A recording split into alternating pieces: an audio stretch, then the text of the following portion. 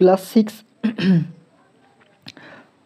Six তোমাদের second unit টেস্টের পরিবেশ বিজ্ঞান বইয়ের একটা গুরুত্বপূর্ণ অধ্যায়, সেটা হচ্ছে মানুষের শরীর। অধ্যায় 8 হচ্ছে মানুষের শরীর। তো মানুষের শরীর এইটা তো অনেক বড় একটা অধ্যায়, তো একসঙ্গে একটা ভিডিওর মাধ্যমে সমস্তগুলো কমপ্লিট করা সম্ভব নয়। তাই আমরা প্রথমে যেটা পড়ব সেটা হচ্ছে হৃৎপিণ্ড। আজকে আমরা হৃৎপিণ্ডটা ভালো করে পড়ব এবং হৃৎপিণ্ড থেকে কোন কোন গুরুত্বপূর্ণ প্রশ্নগুলো পরীক্ষায় আসবে, অর্থাৎ কোন কোন প্রশ্নগুলো তোমাদের সেকেন্ড ইউনিট টেস্টে আসবে, আমরা সেগুলোও কিন্তু আজকে একদম কমপ্লিট করে দেবো।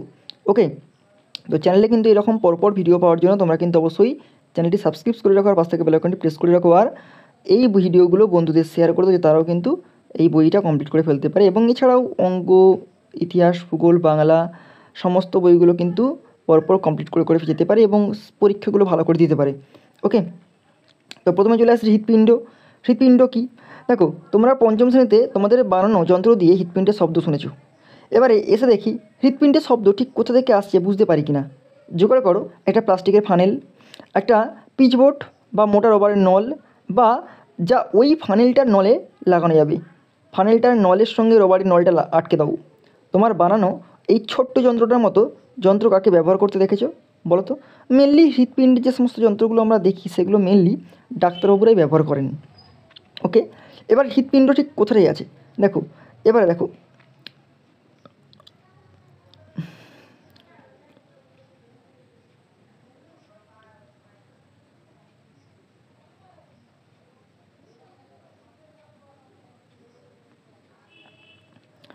দেখো এই পৃষ্ঠাতে, এই 106 পৃষ্ঠাতে সেরকম আর কিছু নেই। একদম চলে আসো 107 পৃষ্ঠায়। 107 পৃষ্ঠায় চলে আসো, প্রথমে চলে আসো বক্ষাস্থি। ওকে, বুকের মাঝখানে যে শক্ত হাড়, বুঝতে পারছো, তাই হলো বক্ষাস্থি। তাহলে বুকের মাঝখানে যে শক্ত হাড় থাকে একে আমরা বলবো বক্ষাস্থি। ওকে, এবার পিঠের মাঝ বরাবর যে শক্ত হাড় তা হচ্ছে শিরদাঁড়া। তাহলে পিঠের মাঝ বরাবর যে শক্ত শক্ত অনেকগুলো হাড় জয়েন্ট করে গেছে তাকে বলবো শিরদাঁড়া। এবার হৃৎপিণ্ডর কথা অবস্থিত। হৃৎপিণ্ড থাকে মূলত বুকের মাঝখানে থাকা সেই বক্ষাস্থি ও শিরদাঁড়ার মাঝের অংশ। তাহলে বক্ষাস্থি ও শিরদাঁড়ার মাঝের অংশ দেখো, এই যে হৃৎপিণ্ড রয়েছে ঠিক মাঝে রয়েছে শিরদাঁড়া। ওকে, এবার এর হৃৎপিণ্ডটা কেমন? এই হৃৎপিণ্ডটা মেনলি কতকটা দোতলা বাড়ির মতো, যার ওপরে দুটো তলা রয়েছে, দুটো ঘর রয়েছে বা কুঠি রয়েছে, আবার নিচে দুটো ঘর বা কুঠি রয়েছে, এবং প্রতিটা ঘরের মাঝখানে দেয়াল বা ছোট দরজা দেয়া রয়েছে। এবার টুকরো কথায় চলে আসো। টুকরো কথায় কী দিয়েছে? হৃৎপিণ্ড থেকে রক্ত সারা দেহে যে নলগুলি দিয়ে যায় তার নাম হলো ধমনী। তাহলে হৃৎপিণ্ড থেকে রক্ত সারা দেহে যে নলগুলো দিয়ে যায় তার নাম হচ্ছে ধমনী। তাহলে হৃৎপিণ্ড থেকে যে রক্ত সারা শরীরে যায় তাকে আমরা, বা যে নলগুলোর মধ্যে যায় তাকে আমরা ধমনী বলবো। তেমনই সারা দেহ থেকে আবার যে নলগুলো দিয়ে রক্ত হৃৎপিণ্ডে ফিরে আসে তার নাম হলো শিরা। তাহলে আবার সারা দেহ থেকে যখন রক্ত হৃৎপিণ্ডে ফিরে আসবে যে নলগুলো দিয়ে তাকে আমরা বলবো শিরা। তাহলে ধমনী আর শিরার একটা পার্থক্য পেলাম কি? ধমনী হচ্ছে কি?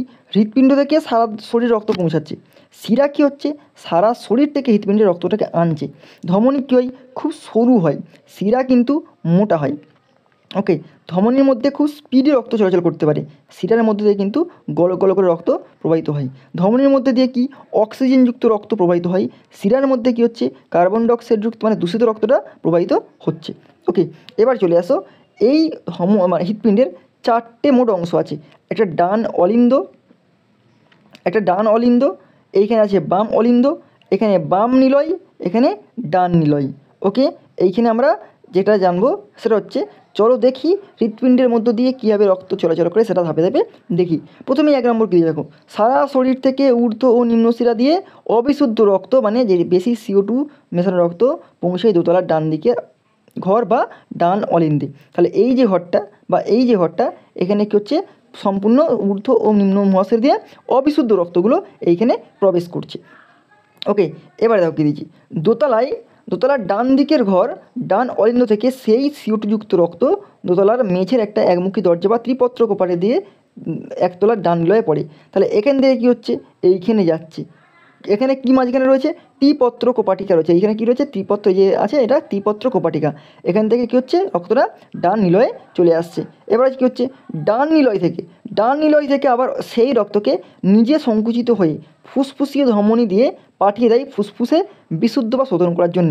তাহলে এখান থেকে কি হচ্ছে আবার রক্তটাকে ফুসফুসীয় ধমনীতে পাঠিয়ে দেওয়া হচ্ছে। ফুসফুসে কেন না সেই ফুসফুসে কি হচ্ছে রক্তটা শোধন করে বিশুদ্ধ করতে হবে। ওকে, এবার কী হচ্ছে ফুসফুসে কী করছে ফুসফুস ওই অবিশুদ্ধ রক্ত থেকে অনেকটা CO2 বেরিয়ে যায়। তাহলে ফুসফুস কী হচ্ছে ওই অবিশুদ্ধ রক্তটা কী হচ্ছে অনেকটা CO2 বের করে দিচ্ছে। আবার তেমনই ফুসফুস থেকে O2 চলে এসে রক্তকে বিশুদ্ধ করতে, যে রক্তটা গেল তার থেকে CO2টাকে বের করে দিচ্ছে, দিয়ে তাতে O2 যুক্ত করে দিচ্ছে। ওকে, দিয়ে রক্তটাকে বিশুদ্ধ করে দিচ্ছে। এবার দেখো বিশুদ্ধ রক্ত আবার ফুসফুসীয় শিরা দিয়ে পৌঁছায় গলার বাম দিকের ঘর বা বাম অলিন্দ। তাহলে এইখানটাতে আবার রক্তটা চলে আসছে, ঠিক আছে। এসে আবার বাম অলিন্দ সংকুচিত হয়ে সেই রক্ত বাম অলিন্দের নিচে থাকা দ্বিপত্র কোপাটিকা দিয়ে একমুখী দরজা দিয়ে পৌঁছায় একতলার বাম দিকের ঘর বাম নিলয়ে। তাহলে আবার এখানে আবার রক্তটা চলে আসছে। এসে দেখো হৃৎপিণ্ডের এই বাম নিলয়টি হলো সবথেকে বড় কুঠুরি, আবার নিচে সংকুচিত হয়ে পাম্প করার ক্ষমতা ধরলে সবথেকে শক্তিশালী বটে। এবার একতলার বাম দিকের ঘর বাম নিলয় সংকুচিত হলে সেই বিশুদ্ধ রক্ত মহাধমনী দিয়ে ছড়িয়ে পড়ে সারা শরীরে। ওকে, এবার জেনে রাখো, এটা দেখো ভালো করে জেনে রাখোটা, ডান ও বাম অলিন্দে একই সঙ্গে রক্ত ঢোকে। তাহলে বাম ও ডান অলিন্দে একই সঙ্গে রক্ত ঢোকে। আবার দেখো আবার ডান ও বাম অলিন্দ থেকে একই সঙ্গে রক্ত ডান ও বাম নিলয়ে প্রবেশ করে। ডান ও বাম নিলয় থেকে একই সঙ্গে যথাক্রমে ফুসফুসের ধমনী ও মহাধমনীতে প্রবেশ করে। তোমাদের বোঝার সুবিধার জন্য ছবিতে ধাপে ধাপে হৃৎপিণ্ডের বিভিন্ন কুটিতে রক্তের প্রবেশ ও বের দেখানো হয়েছে। এবার দেখো হৃৎপিণ্ড নড়াচড়া করে, একবার বড় হয়ে প্রসারিত হয়, আবার তারপর ছোটো হয়ে সংকুচিত হয়। একবার প্রসারণ আর একবার সংকোচনকে একসঙ্গে বলে হৃৎস্পন্দন। ওকে, তাহলে হৃৎস্পন্দন কাকে বলে জেনে গেলাম যে একবার হৃৎপিণ্ডটা প্রসারণ হচ্ছে, একবার সংকোচন হচ্ছে, এবং এইগুলো হচ্ছে বলে একে আমরা কী বলবো হৃৎস্পন্দন বলবো। মোটামুটি মিনিটে হৃৎস্পন্দন হয় মোটামুটি 72 থেকে 80 বার। ওকে, এইখানে সেই রকম আর কিছু নেই। এখানে নাড়ি সম্পর্কে একটু দিয়েছে, নাড়ি আমাদের হৃৎপিণ্ডের সঙ্গে সরাসরি যোগাযোগ আছে, আর সেরকম কিছু নেই, কর্মপত্র দিয়েছে। এবার চলে আসে আমরা হৃৎপিণ্ডের সমস্যা কী। রবীন্দ্রের ছোটো বোন রিনা খুব কমজোরি, খেলতে গেলেই হাঁপিয়ে যায়, তাই ও চুপ করে বসে থাকতে ভালোবাসে। ওর মা বলেছে রিনার নাকি হৃৎপিণ্ডটা ফুটো আছে। তো রিনার হৃৎপিণ্ডে কী রয়েছে ফুটো রয়েছে, তাই সে কমজোরি, একটু খেলতে গেলেই হাঁপিয়ে যায়। 2 নম্বর কী যে রহিমের দাদু নাকি 2-3 বার মাথা ঘুরে পড়ে গেছেন। হাসপাতালে নিয়ে গেলে সেখানে ডাক্তার বলেছেন ওনার নাকি হৃদযন্ত্রের সংকোচন মাঝে মাঝে বন্ধ হয়ে যায়, স্পেস মেকার বসানো দরকার, না হলে হৃদস্পন্দন কখনো বন্ধ হয়ে যেতে পারে। একটা দিয়েছে। 3 নম্বর কী দিয়েছে নিমাই মুর্মুর বাবার গত মাসে বুকে ব্যথা হয়েছিল, খুব ঘামও নাকি ইচ্ছে হচ্ছিল। সঙ্গে সঙ্গে প্রাথমিক স্বাস্থ্যকেন্দ্রে গেলে ওনারা বলেছিলেন হৃদযন্ত্রের দেয়ালে পেশিগুলো রক্ত চলাচল কমে গেছে, তাই ওগুলো ভালো করে কাজ করতে পারছে না, হাসপাতালে ভর্তি করে রাখতে হবে। ওষুধে কাজ না করলে হৃদযন্ত্রের পেশিতে রক্ত চলাচল ঠিক করতে গেলে অপারেশনও করতে হতে পারে। তাহলে হৃৎপিণ্ডের আমরা সমস্যাগুলো মোটামুটি জেনে গেলাম। ওকে, এবার আমরা হৃৎপিণ্ড থেকে কী প্রশ্ন আসবে সরাসরি চলে যাই প্রশ্নের মধ্যে। প্রথম প্রশ্ন আমরা দেখতে পাচ্ছি যে হৃৎপিণ্ড বুকের ড্যাশ দিকে থাকে। হৃৎপিণ্ড বুকের কোন দিকে থাকে বাঁ দিকে। হৃৎপিণ্ড বুকের কোন দিকে থাকে এটা হবে বাঁ দিকে, ঠিক আছে। এরপর নেক্সট হচ্ছে বক্ষাস্থি হলো বুকের মাঝখানে ড্যাশ, এটা হবে শক্ত হাড়, এটা কী হবে শক্ত হাড়। 2 নম্বরটা হবে শক্ত হাড়। 3 নম্বর হৃৎপিণ্ড দেখতে ড্যাশের মতো, কতকটা কার মতো বলবো, এখানে উত্তর দেওয়া আছে দোতলা বাড়ির মতো। ওকে, দোতলা বাড়ির মতো। ওকে, এরপর দেখো অবিশুদ্ধ রক্তে বেশি ড্যাশ মিশে থাকে, এটা হবে CO2 মিশে থাকে CO2। এবার দেখো 5 নম্বর ডান অলিন্দ ও বাম নিলয় ড্যাশ কোপাটিকা দ্বারা যুক্ত থাকে, এটা কী হবে ত্রিপত্র কোপাটিকা দ্বারা ড্যাশ রক্ত শোধন করে। এটা কি রক্ত শোধন করে ফুসফুস হচ্ছে রক্ত শোধন করে, ফুসফুস রক্ত শোধন করে। 7 নম্বর কি ড্যাশ দিয়ে সারা শরীরে রক্ত ছড়িয়ে পড়ে, এটা হবে মহাধমনী দিয়ে, এটা কি দেখো 7 নম্বর মহাধমনী দিয়ে, ঠিক আছে। 8 নম্বরটা দেখো হৃৎপিণ্ডের সংকোচন প্রসারণকে একসঙ্গে বলে হৃৎস্পন্দন, এটা হবে হৃৎস্পন্দন সচল রাখতে এটা হবে স্পেস মেকার যন্ত্র, ঠিক আছে।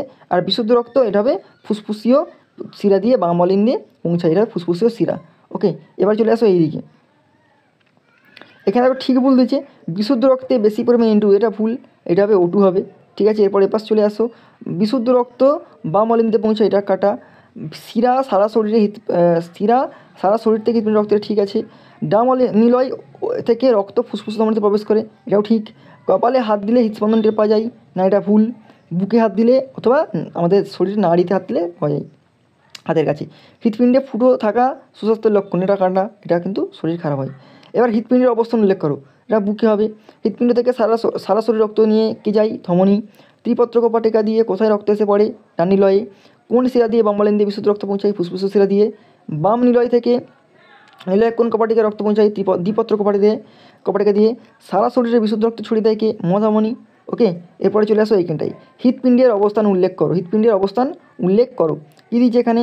হৃৎপিণ্ড বুকের মাঝে বাঁদিকে থাকে, এটি বুকের মাঝখানে বক্ষাস্থ শিরার মাঝখানের অংশে থাকে। শিরা ধমনীর কাজ কী কী? ধমনী হৃৎপিণ্ড থেকে আসা সরাসরি রক্ত নিয়ে আসে, আর সারা শরীর থেকে রক্ত হৃৎপিণ্ডে নিয়ে আসে শিরা।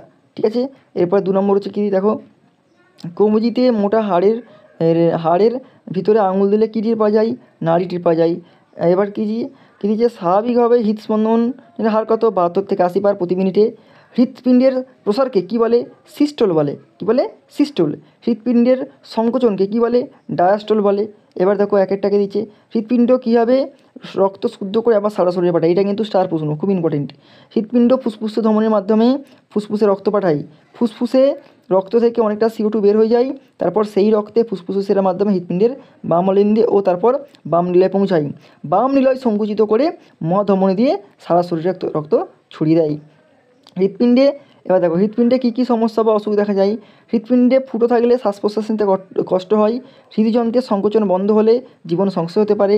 হৃৎপিণ্ডের দেয়ালেতে পেশিতে রক্ত চলাচল কমে গেলে ঘাম ও বুকে ব্যথা ইত্যাদি হয়। ঠিক আছে, এই হচ্ছে মেন হৃৎপিণ্ড থেকে কী কী প্রশ্ন আসবে দিয়ে দিলাম। এবার চ্যানেলে কিন্তু এরকম পরপর ভিডিও পাওয়ার জন্য চ্যানেলটি সাবস্ক্রাইব করে রাখো, আর পাশ থেকে বেল আইকনটি প্রেস করে রাখো।